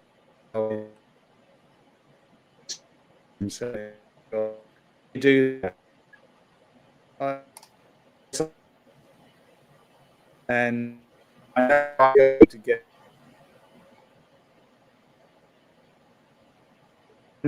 strength from God. I know how to strengthen my soul, my spirit, and it is coming aside, spending time with God, listening to worship music, maybe praying. I meditate on scripture. We'll talk about meditation today. My meditation is on God's promises. I believe there is a God, and I believe that what he says is true, and I believe that what he says is going to come to be. So I literally meditate on scripture. That made a big difference in my life. So that, there was little techniques. I used to write little notes to Jeannie through and leave them in where she used to keep her keys, or where in her pockets and things, to try and just find it. When she started to come through, it was after it took 2 years before anything really changed. She started to come through. I had such encouragement when I saw things changing in her. That was such a great time when that happened. So I have to say it's really all God, because I know that I came to the end of myself, but that's part of my story now. Part of the story is that we can say to anybody, look, however bad your life is, whatever you're facing, I know God's grace. If you go to him, he'll get you through. He'll help you to get through, and just be courageous. And I guess one of the, what is it that God wants us from us? Courage is one of the big things that he wants for us to do. What is courage? Courage is willing to keep going. You're gonna go whatever the cost. You're gonna keep going. You're not going to turn back. You're going to keep going. So that's one of the messages. Winston Churchill, a great British leader, never, ever, ever, ever give up. There's better days to come, and boy, as you keep going, you're going to learn things that are going to help other people. And that's really what God takes us through hard times. It's so he can put something into our soul, iron into our soul, treasure into our soul, that we can then give out to other people. So in that time, 2 months after Alex, my sister passed. 2 months after, a few years after that, my brother passed. Both of them died of cancer. Both of them had end of life experiences. I don't know how much time we've got, but my sister, for example, she was just a shell. She'd had all this chemo for cancer, and I raced back to the UK to see her on her deathbed, and she was just shriveled up and just barely breathing, like a fish out of water, hardly alive. And just before she finally passed, she suddenly sat up in bed, her eyes are peering like this and looking out. And my mother said, I know what's happening. She's seeing Jesus. And then he was gone. So that moment between absent from the body, present with the Lord, she was manifesting in her body. And the Lord's been speaking to me about eternity, and it just reinforced by how true this all is. We pass from this life into our heavenly body, which would be amazing. And there she was gone. My brother, same way. I saw his spirit leave. I won't get into it now, but I saw him leave. It was amazing. And then we moved. My nephew died in a car accident, and then we moved to 2014. So in this time, our beautiful daughter, she was our eldest child. She was just an absolute angel. She came and lived with us, and she helped to look after Jeannie. And she was just so amazing. And I had to go to the UK with Jeannie. I had been down with Rebecca down in Southern California. She'd gone back to Chicago, where we were living at the time. And she had a terrible accident, and she fell into Lake Michigan, and she ended up getting hypothermia, and she drowned. She drowned. A word. So, yeah, I mean, it's you can't, they're not the words. We can't describe what we went through. It was a horrible that thing. Anyway, Jeannie. She realized she couldn't go on. She just sort of surfaced after 8 years of struggling. Her faith was back. Our love was back in our marriage. It was looking good again. And suddenly, smack, we're crushed again. So she was going to take her life. She just couldn't go on. I didn't know it. Obviously, she told me later. But she went up to Rebecca's room, and she wasn't going to come out of that room. But as she went into the room, this light came into the room. I saw her before she went up. She's just like a shell. She wasn't really there. She'd gone, as it were. Yes. She came downstairs after this encounter, and her face was literally shining. And I got up and I said, "What's happened to you?" I mean, she was just shining. Amazing. Her eyes were sparkling. I said, "What's happened to you, Jeannie?" And she said, she described she went into this room. This light came into the room. She didn't see a physical being, but it was just this light, and the atmosphere in the room changed completely. It was full of joy and full of love. So amazing. Yeah, and it was like she was like transported to heaven for a few minutes, and she said she sensed Alex and Rebecca behind her, but she didn't need to look. She was so enamored with who was in front of her, which I guess was Jesus, because it was. And anyway, he spoke all these things to her, and he said one of the things which was so bizarre. He said to her, "Jeannie, your grief is not your own. Your grief is not your own." And so anyway, she came downstairs. Long story short, I won't go into all the detail, but we're just saying, God, what do you want to do? Signal is bad. No. Okay. Can you hear me now? Yes. Oh, good. So I'm saying, okay, how we've got this empathy in our hearts for those who are suffering. Empathy is where you've been through it yourself, and you can say, I know what you're going through because I've been there. And so now using we your can pain empathize. as purpose. Yes, using your pain as purpose. Yes, that's right. Yeah, there's a scripture that says, with the comfort that you've been comforted, you can now comfort other people. And so we started this ministry called Awakening to God Ministries, and now we're literally reaching millions of people online.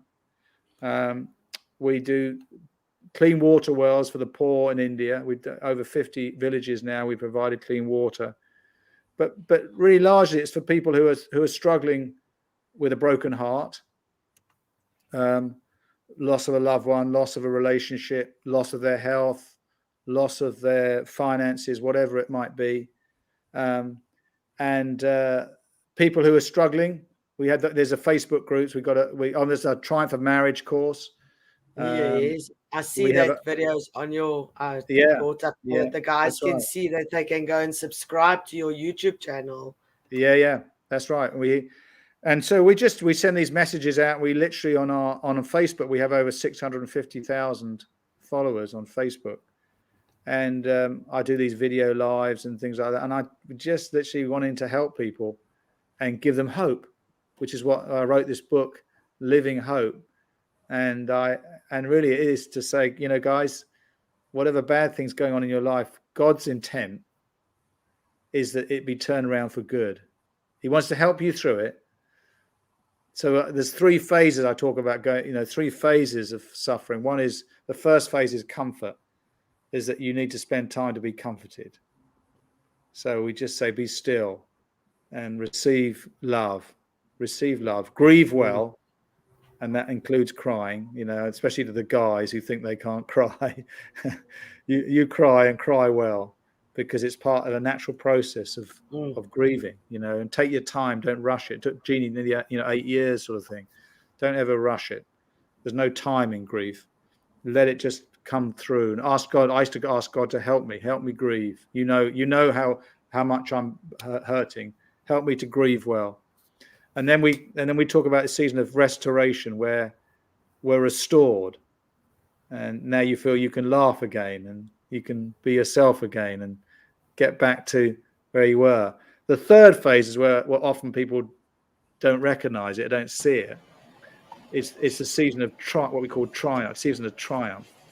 God wants to turn whatever evils happen to us, whatever things have happened, turn it round for good to help other people. So one of the things, and Jeannie was going through it with after Alex, a turning point for her. She took his suicide note out, and as she was weeping on the ground, she just felt these words come into her mouth, into her mind, was kick Satan in the teeth, kick Satan in the teeth. and that it's part of the journey now, is to where Satan's been beating people up and causing death and pain and suffering, is to turn that round. And we have a vision. We have these faith, we call them hope warriors, where people who have been through hard times now have been comforted, they've been restored, and now they're helping other people. And just think what the world would be like if everybody did that. It'd be amazing, wouldn't it? That would be amazing if we had a godlike love for everybody. The world wouldn't be what it is right now. Yeah, that's right. 100% yes. And I think that when I'm sorry, my signal cut out there for a little bit. I was like, I could hear you through my YouTube on my phone, but I couldn't see you or hear you through what I was saying here. I was like, okay, I'm going to replug everything in.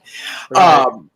But I think that the biggest thing people are having a problem, the biggest thing for me is I would like to see more people understand that your faith is your faith, and the God that you're following is one that's why you do what you do, to be the example of. And I think there's a lot of people that they hear Jesus, they hear Buddha, they hear God, and they automatically start to get this defense mechanism up. But a lot of people don't realize that God, especially the one, Gerald, that you're going through, that you and your wife dealt with, are coming to, it's a totally different God. It's a forgiving God. It's a loving God. It's that not you've dealt with so much trauma, so many different challenges, but you still show up. And that's what God wants, is he wants to, that God wants to see that you not only love yourself that much, but that you're going to love others that much. And with you showing up and being willing to talk about, first off, your heart attack, that's a very sensitive subject, to then turning around and talking about your son and the situation that brought upon the family. I have to be honest, that's one of these things where I think a lot of people have never felt that pain, so they don't understand why there's that anger, there's an animosity, there's a pain there that's just unrecognizable until you've been there. With that all being said, and you're doing these things for your church, how does Gerald wake up today and take care of Gerald and be a leader? Well, I do believe that one of my favorite scriptures is, above everything else, my child, it's in Proverbs 4:23, keep your heart, because out of it flows the wellspring of life. And I see my heart being a bit like a garden. I do love gardens, and our hearts are a bit like gardens, that you can get some great flowers growing, but you can also get some weeds growing. Yes. You have to tend your garden. You've got to keep the weeds out. And I think that scripture speaks to me about, don't let any bitterness get in. Don't let any unforgiveness get in. Don't let any disappointment or discouragement get in. All of these things, that the devices, the things that hurt us, even though they might on the surface of things give us temporary pleasure, down the line it's going to hurt you. I saw you just before I came on, you were talking about pornography. That's a blight of our age. It's killing our society. Correct. Temporary pleasure, but down the line it's going to kill you, so to speak. It creates a horrible situation in marriages, and it creates a demand that's ruining people's lives. I won't go into details now, but that's an example. So I've got to keep my heart. And yes, there's a matter of self-control. People don't like to hear that today. Yes. I'll do whatever I want to do. Yeah, but you'll hurt yourself if you do that. Rather keep. If God says, this is the way to go, He's not saying it because He's a killjoy. He's saying it because it's best for you. It's good for you to do these things. So keep your heart.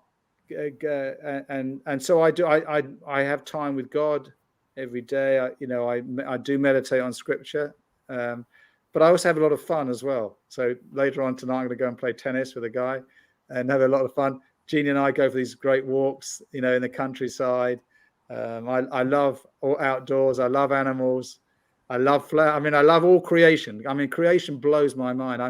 I feel as though I'm living life at another level, so to speak. I hear the birds singing, and the joy that I get out of listening to a robin singing or seeing a flower, taking time to smell a flower and look at it. Really look at a flower, how incredible those things are. The smells, the shapes and colors. Oh, yeah. So I look after my soul. I keep my soul fresh and good, and then keep my heart and relationships. Of course, at the end of the day, those are the things that are so special, isn't it? We should all have some great relationships special people, and I believe God brings them into our lives. Special people who we can be honest with. I'm a great believer in being totally honest and not holding any secrets, keeping things out in the open, because our heart is desperately wicked, and it will try and hide things away. When you bring it into the open, you expose it, and you bring it into the light. And if you've got a trusted friend or a mentor, someone who's going to be looking out for you, it stops. We're in a fight. In my book, I talk about the fight of good faith, which is the fight of faith. It's the fight of holding on to God's promises. That's like an anchor for the soul. And it is a fight. You've got to be vigilant. You've got to be careful. But we can do it with great love and great joy, because it's in that place that God is glorified. There's a simple catechism. I know it's a long theological word, but basically it means it's a belief, if you like. The shorter Westminster Catechism. What is the purpose of man or woman? In today's language, what is the purpose of them? Is to glorify God and enjoy Him forever. Glorify God, enjoy Him forever. It's pretty good, isn't it? That's nice and simple. So I want to live in a way that gives. You were saying, Brandon, it's so right. People talk about Christianity, and unfortunately, a lot of what people are seeing is not Jesus. It's man, and it stinks often. People say to you, "Are you religious?" And I sort of say, "No, I'm not religious. Not in the wrong sense, if you know what I mean. I'm a follower of Jesus Christ. I'm following Him. I want to live in a way that brings a good name, magnifies His name, glorifies His name, if you like. That's my goal, is for His name to be lifted up through how I live and my attitudes and my words and what I say and things like that. But it's not religious, not judgmental or anything like that. It's a life of love and of joy, fullness of life. That's what it is. So we want people to know what it really means to be a follower of Jesus. 100%. Yeah. So before we say goodbye, usually everybody gets a turn to say goodbye to the people. Brandon, you will go first. I knew it was going to come to me. Then I will go, and then Gerard, then you can go and you can impart us with your wisdom and just what is put on your heart to share with our listeners. And thank you so much for joining us. If everybody can go like your YouTube pages and you're on Instagram and Facebook as well.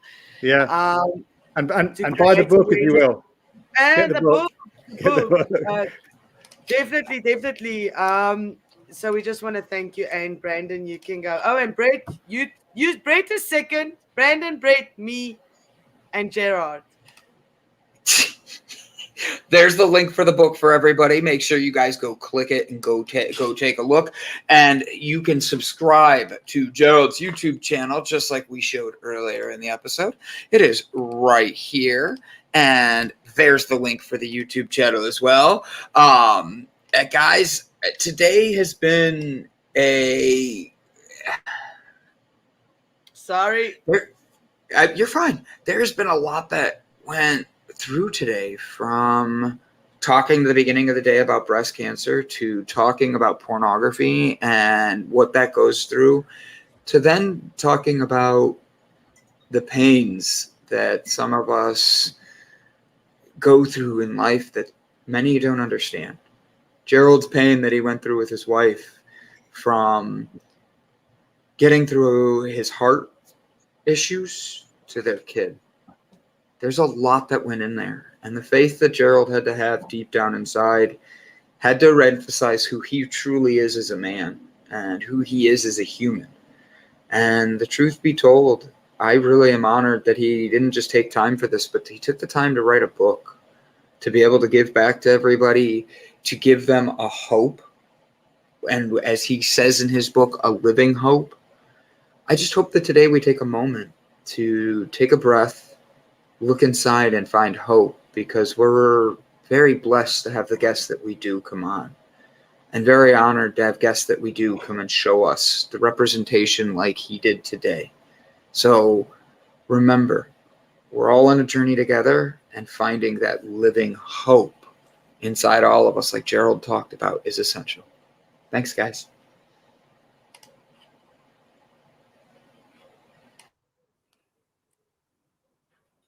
You're muted, Brett. To take it into kind of a leadership perspective and so forth, and now that I'm wearing my glasses here, life and leadership is about what we focus on and what we can focus on. Sometimes we need to have help or glasses or something along those lines. And in fact, these glasses actually filter out some of the blue light. And why? Because blue light has an effect on the body. So we also have to filter that stuff.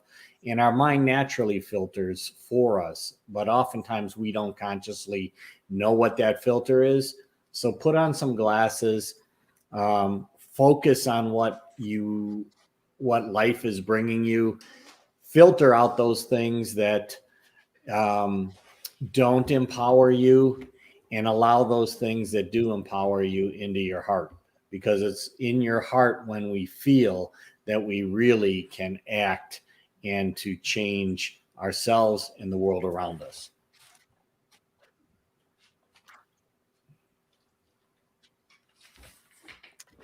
So this morning I woke up and I thought I was just going to do my washing.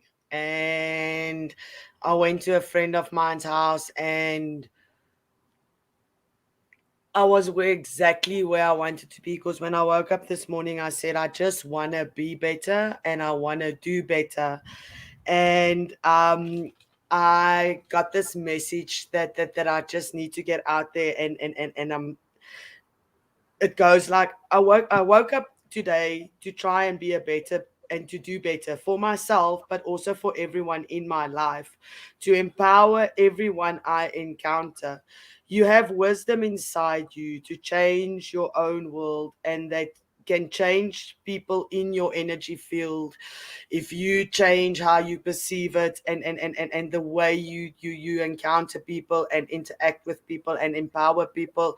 It sends such a ripple effect through everybody that is involved in that energy field. We have to have a godlike love for ourselves and for our fellow human beings, and start with the change ourselves to change the world around us, because we have to take care of our souls, because the day that you close your eyes, that is the only thing that goes with you. Not even your body goes with you, your soul and your love and your legacy that you leave for people. So go out and change yourself to empower and enlighten people and show them how to live in God's light, and not just tell them, but show them from your life how you have changed your pain into purpose.